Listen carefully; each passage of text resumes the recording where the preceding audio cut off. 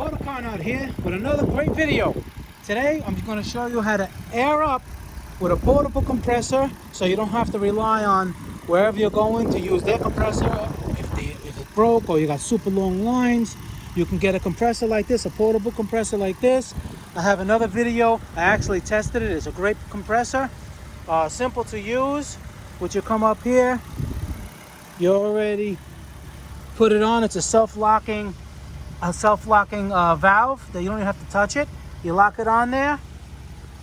You put your positive to the positive, negative to the negative. Make sure the engine's running. And all you do is you come down here over here. We flip the switch. Watch over here. There's a gauge.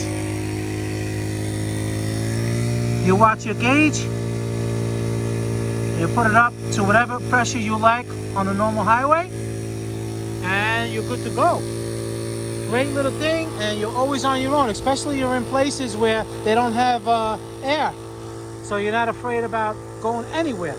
All right, guys, Motorcar Nut, please subscribe, hit that like button. I'll see you guys in the next video. Thank you.